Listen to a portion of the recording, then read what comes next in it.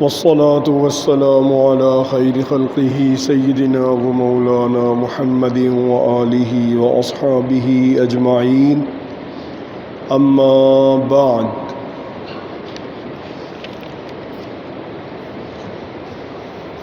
اصحاب کہف کے واقعے کے بعد اللہ تعالیٰ نے تعلیم دی کہ تم لوگ جو قرآن پاک نازل ہوا اس کی تلاوت کیا کرو. تلاوت قرآن پاک ایک مستقل عبادت ہے، جیسے نماز ایک عبادت ہے، اور روزہ ایک عبادت ہے. روزے میں فرض روزہ ایک عبادت ہے، اور نفلی روزہ بھی ایک عبادت ہے، اور وہ بھی رکھتے رہنا چاہیے.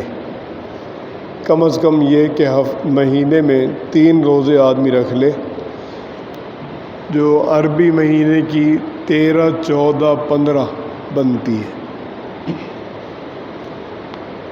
مہینے میں 3 روزے رکھے گا تو روزہ رکھنے کی عبادت میں شامل رہے گا. اگرچہ یہ عبادت فرض نہیں ہے لیکن اہمیت ہے اس کی. تو جیسے نماز عبادت ہے، نفل عبادت ہیں، ایسے ہی ایک عبادت ہے قرآن پاک کی تلاوت. اور قرآن پاک کی تلاوت کم از کم جو تعلیم ہے وہ ہے کہ 40 دن میں ایک قرآن پاک پڑھ لے. اگر یہ نہیں کرتا تو وہ کوتاہی کرتا ہے. اور بہتر ہے کہ 1 پارہ روز پڑھ لے، 2 پارے روز پڑھ لے، 3 سپارے روز پڑھ لے، یہ زیادہ بہتر ہے. اس کے بعد ایک تعلیم دی کہ اے پیغمبر صلی اللہ علیہ وسلم، آپ ان لوگوں کے ساتھ جمع رہیں، یعنی بیٹھے رہیں اور تعلق ان سے جاری رکھیں جو اللہ تعالیٰ کو پکارتے ہیں، اللہ تعالیٰ سے دعا کرتے ہیں صبح اور شام. اور اس پکار میں، اس دعا میں ان کا مقصد صرف ذات خداوندی کی خوشنودی ہے، کوئی اور مقصد ان کے پیش نظر نہیں ہے.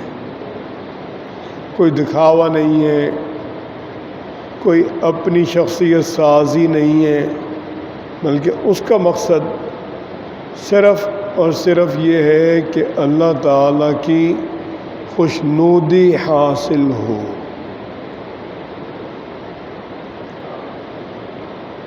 اور ان سے آپ اپنی نظر نہ ہٹائیں، ان سے نظر دائیں بائیں نہ ہو،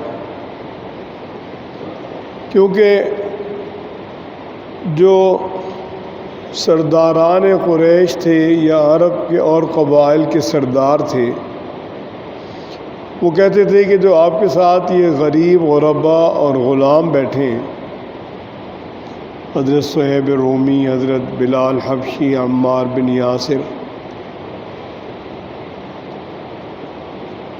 انہیں ہٹائیں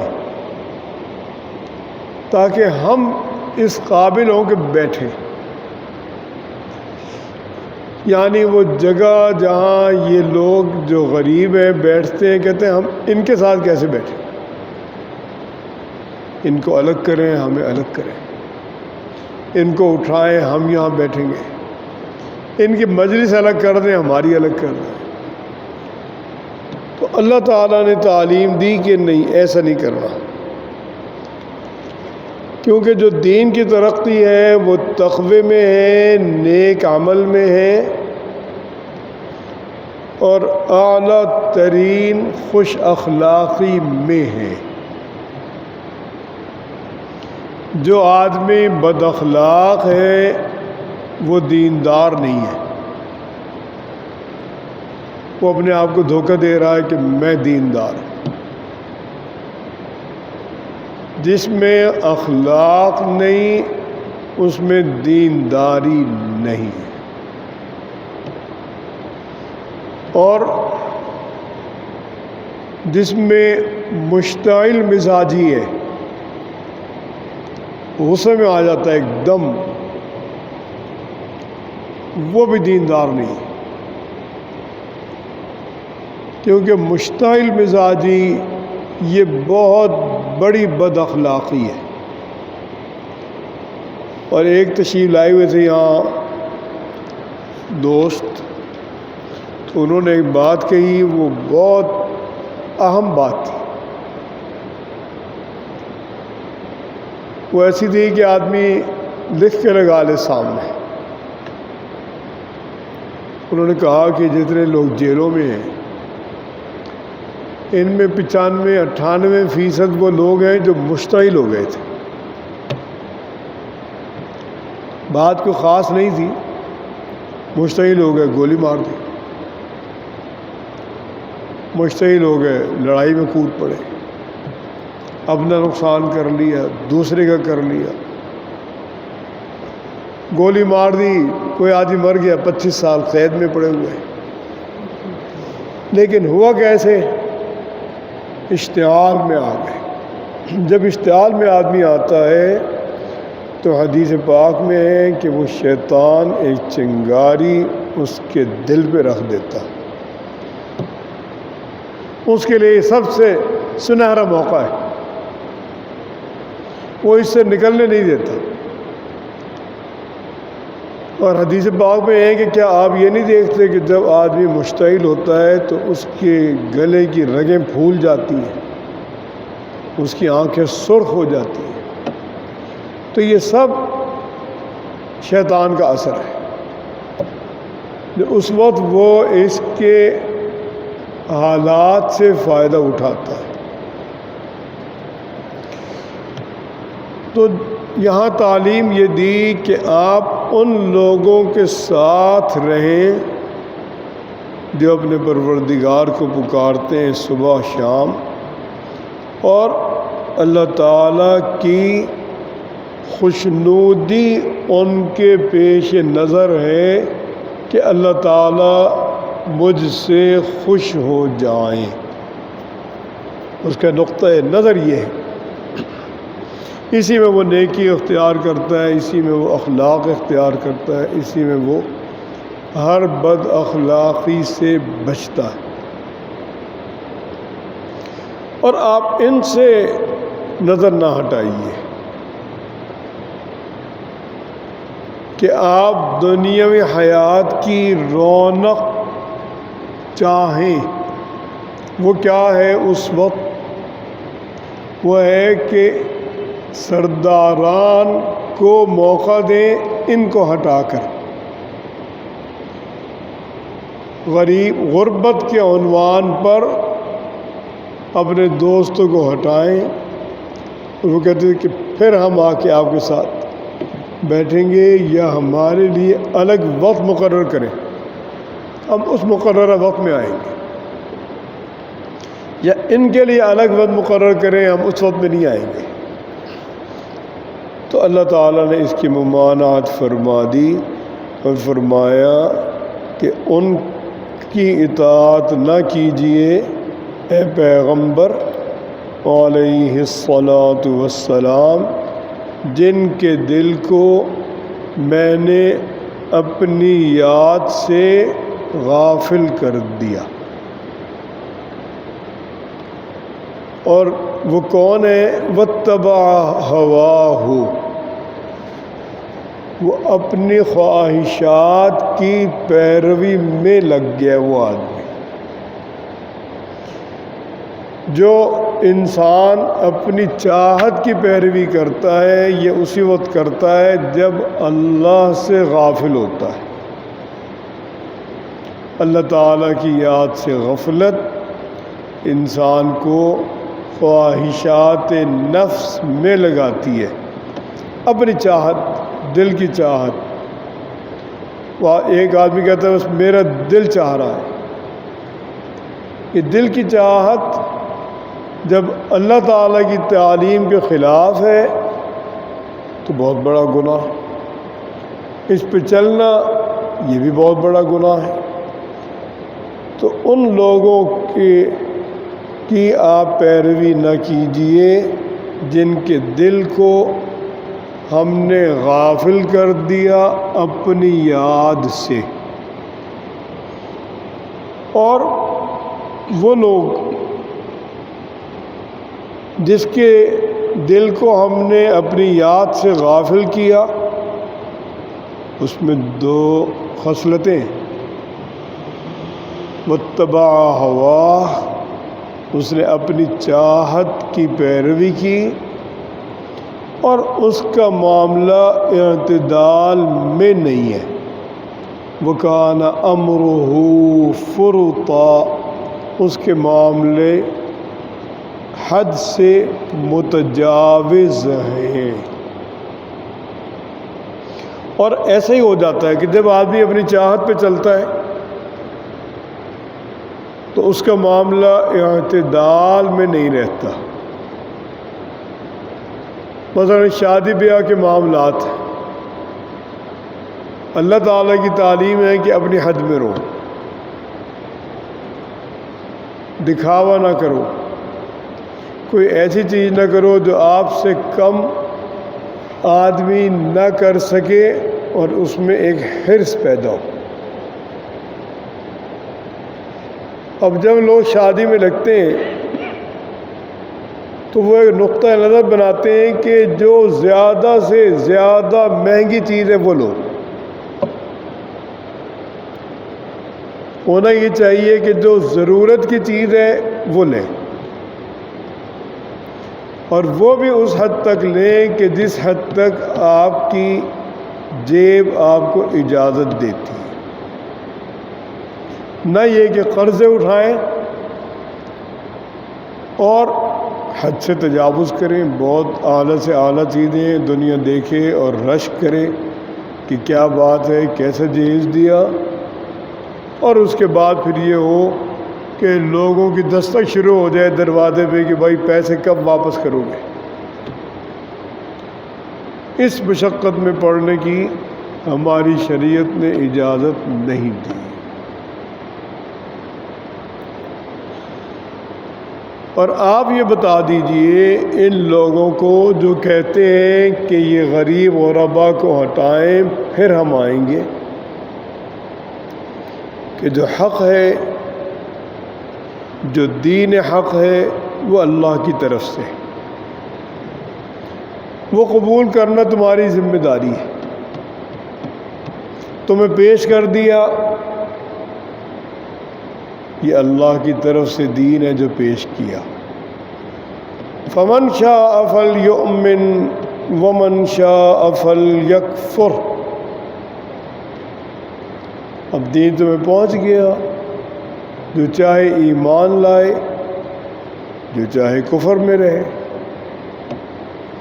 ہم نے ظالموں کے لیے ایسی آگ تیار کر رکھی ہے جس کی قناتیں ان ظالموں کو گھیرے رکھیں گی، اور وہ قناتیں بھی آگ کی ہوں گی۔ اور اگر یہ پیاس میں پانی مانگیں گے تو انہیں تیل کی تلچھٹ دی جائے گی، اور وہ بھی ایسی گرم جو ان کے چہروں کو جھلسا دے گی۔ بئس الشراب، کتنا برا مشروب ہے یہ، اور کتنا برا ساتھ ہے۔ یعنی یہ اگر اس کو کہیں سہولت دی پانی کی تو یہ سہولت کتنی بری ہے۔ یہ سہولت ایسی ہے کہ یہ کھولتا ہوا تلچھٹ ہے تیل کا، جو تیل جب نکالا جاتا ہے اور کسی جگہ اس کو برتن میں رکھا جاتا ہے تو اس کے نیچے اس کی تلچھٹ بیٹھ جاتی ہے، وہ زیادہ تیز گرم ہوتی ہے، اس کے ریزے گرم ہوتے ہیں، وہ تکلیف دیتی ہے انسان کو، گلے سے اترنے میں اذیت ناک ہے۔ آگے بتلایا کہ جو لوگ ایمان لائے اور نیکی اختیار کی، ایمان اور عمل صالح یہ دو جوڑ ہیں آپس میں، جو ایمان لائے اور نیک عمل اختیار کیا، ہم ضائع نہیں کرتے کسی بھی ایسے شخص کا عمل جس نے اپنے عمل کو اچھا کیا، کسی بھی ایسے شخص کا اجر ضائع نہیں کرتے جس نے نیک عمل کیا۔ اور یہ لوگ جو نیک اعمال کریں گے، اور عہد صحابہ میں صحابہ کرام یہ وہ لوگ ہیں کہ جن کے لیے ہمیشہ قائم رہنے والی جنت ہے، جہاں یہ بیٹھے ہوں گے اس کے نیچے نہریں جاری ہوں گی، ان کو زیور کے طور پر یا زینت کے طور پر پہنائے جائیں گے سونے کے کنگن، کڑے سمجھ لیا جائے، جو اس وقت کی مناسبت سے کیسے ہوں گے اللہ تعالی جانتے ہیں۔ اور یہ کپڑے پہنیں گے سبز نرم ریشم کے اور موٹی ریشم کے، اور یہ ٹیک لیے ہوئے ہوں گے تکیوں پر، اور بتایا کہ یہ کتنا عمدہ بدلہ ہے اور کتنی عمدہ سہولت ہے یا کتنا عمدہ ساتھ ہے۔ تو اللہ تعالیٰ نے دونوں راستے بتلا دیے، ایک خواہشات نفس پہ چلنے کا، ایک اللہ کے حکم پہ چلنے کا۔ جو اللہ تعالیٰ کے حکم پہ چلے گا وہ ایمان اور عمل صالح سے مزین ہو جائے گا، جو اپنی چاہت پہ چلے گا وہ اعتدال سے ہٹتا چلا جائے گا، اور اس کے معاملات سارے حد سے متجاوز ہوں گے، اعتدال سے دور ہوں گے۔ قرآن پاک میں حضرت داؤد علیہ السلام کو خطاب کیا کہ اے داؤد، یعنی بتلایا جو زبور میں ان کو خطاب کیا گیا یا جو وحی میں خطاب کیا گیا، وہ قرآن پاک میں وہ خطاب نقل کیا گیا کہ اے داؤد، ہم نے آپ کو زمین میں حاکمیت دی، یا داؤد انا جعلناک خلیفۃ فی الارض فاحکم بین الناس بالحق، آپ لوگوں کے درمیان فیصلے کریں دین کے مطابق، سچ کے مطابق، ولا تتبع الہوی، خواہشات کی پیروی نہ کریں۔ کیوں؟ خواہشات کی پیروی آپ کو راہ حق سے ہٹا دے گی۔ ایک آدمی جج ہے اور وہ ایک فریق پر غصے میں، وہ صحیح فیصلہ نہیں کر سکتا۔ حضور اکرم صلی اللہ علیہ وسلم نے فرمایا کہ قاضی اس حالت میں کبھی فیصلہ نہ کرے جب وہ غصے میں ہے، کسی ایک فریق کے ساتھ نہیں ہے، لیکن کسی بات پر غصے میں،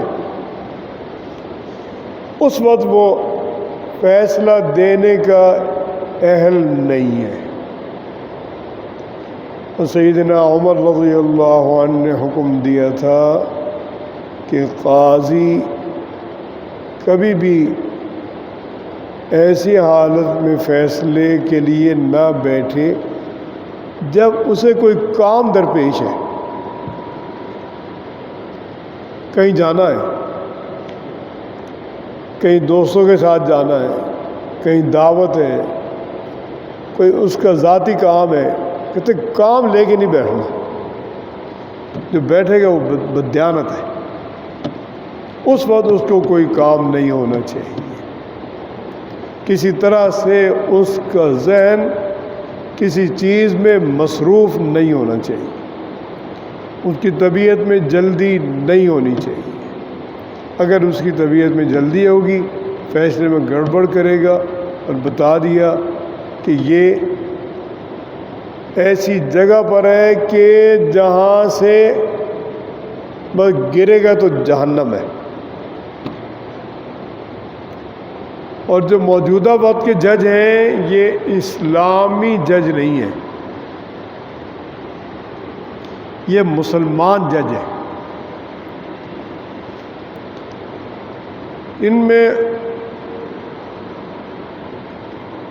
بہت کم ممکن ہے کہ ایک دو ایسے ہوں جن میں اعلیٰ اخلاق ہو اور انسانیت ہو، انسانیت کی قدر ہو، ورنہ وہ اپنے پروٹوکول میں بیٹھے ہیں اور 6 فٹ اونچے بیٹھے ہوئے ہیں۔ اور ایک سرکشی ہے، کم لوگ ہوں گے جن میں بڑائی نہ ہو، تکبر نہ ہو، سادگی ہو، سادگی سے بات سنیں، تحمل سے بات سنیں، غور سے کیس کو پڑھیں،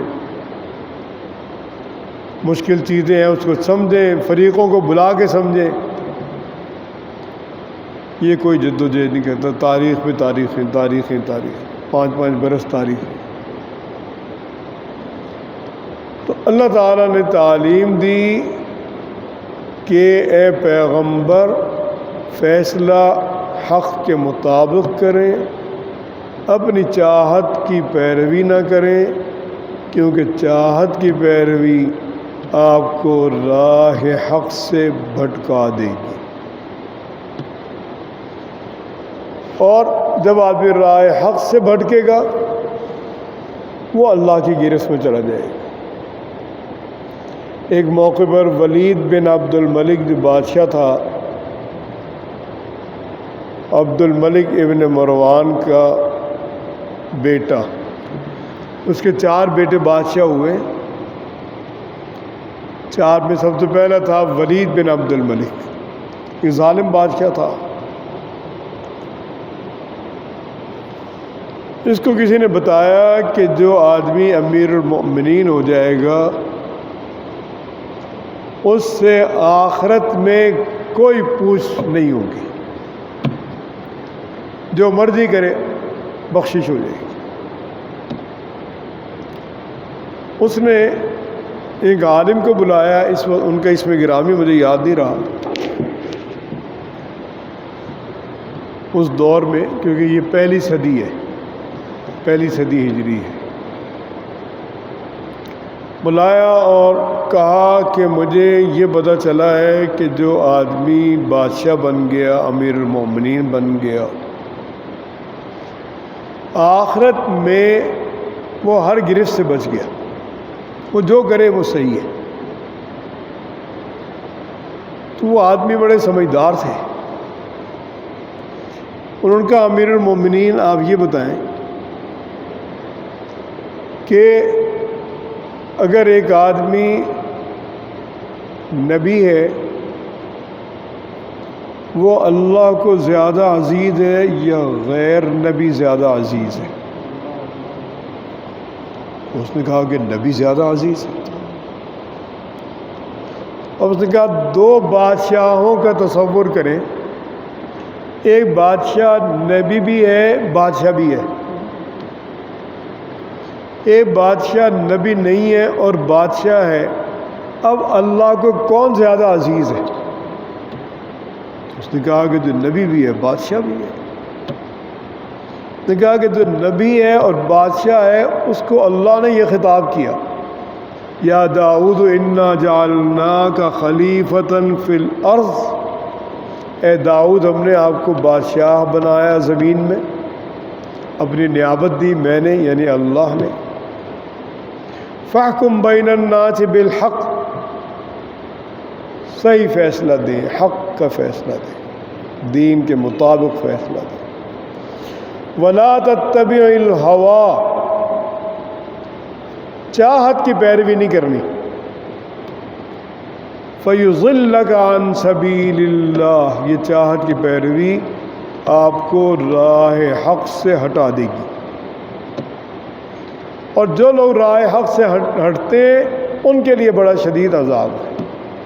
تو جب اللہ اپنے نبی کو جو بادشاہ ہے فرما رہے ہیں کہ راہ حق سے نہ ہٹو گے تو شدید عذاب ہے، تو جو غیر نبی بادشاہ ہے اس کے بارے میں آپ خود سوچ لیں۔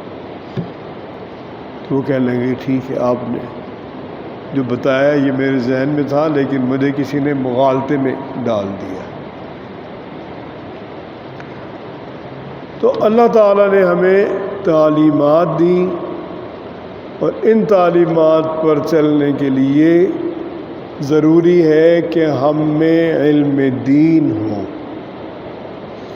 تو ہر آدمی علم دین بڑھائے، اور علم دین کے لیے جو چیزیں اچھی سادی سی آسان چیزیں آ گئیں ان کا مطالعہ کریں، تفسیر پڑھیں، کوئی چیز نہ سمجھ میں آئے کسی سے سمجھ لیں، لیکن پوری تفسیر پڑھنی چاہیے ہر آدمی کو، تاکہ یہ معلوم ہو کہ اللہ تعالیٰ قرآن پاک میں ہم سے کیا مطالبہ فرما رہے ہیں، منشأ خداوندی کیا ہے۔ اور ایسے ہی احادیث مبارکہ کے بہت سے مجموعے آ چکے، جن میں مولانا بدر عالم میرٹھی کی کتابیں ہیں اور مولانا عاشق الہی صاحب بلند شہری کی، اور ایک کتاب ہے مولانا منظور نعمانی کی معارف الحدیث، وہ بھی اس میں معاون ہوگی کہ ہمارے اندر علم دین بڑھ جائے۔ اللہ تعالی ہم سب کو اچھی توفیق نصیب فرمائے۔